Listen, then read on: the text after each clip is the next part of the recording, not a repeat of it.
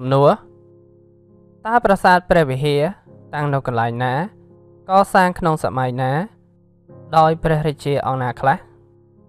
ចម្លើយប្រាសាទព្រះវិហារត្រូវបានបុព្វបុរសខ្មែរ កសាងទៅតាមស្ថានភាពទឹកដីចាប់ផ្ដើមពីជើងភ្នំឡើងទៅតាមជម្រាលភ្នំបន្តរហូតដល់កំពូលភ្នំពីទិសខាងជើងទៅទិសខាងត្បូងដែលមានប្រវែងប្រមាណ 804 ម៉ែត្រនិង 13 សង់ទីម៉ែត្រតាំងនៅលើជួរភ្នំដងរែកត្រង់ព្រំប្រទល់ចុងបំផុតនៃប្រទេសកម្ពុជានិងប្រទេសថៃពីសម័យដើមប្រាសាទនេះស្ថិតនៅខេត្តកំពង់ធំ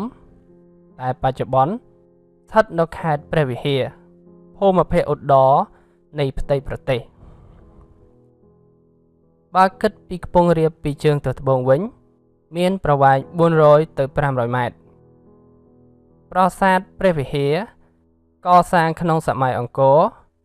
ដែលមានកម្ពស់625ម៉ែត្រនិងកសាងឡើងដោយព្រះមហាក្សត្រ3ជំនាន់គឺកសាងលើកទី1ដោយព្រះបាទយសោវរ្ម័នទី1គ្រិស្តសករាជ889ដល់900កសាងលើកទី2ដោយព្រះបាទសូរ្យវរ្ម័នទី1គ្រិស្តសករាជ1002ដល់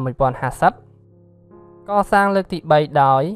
ព្រះបាទសូរ្យវរ្ម័នទី2គ្រិស្តសករាជ1113ដល់1150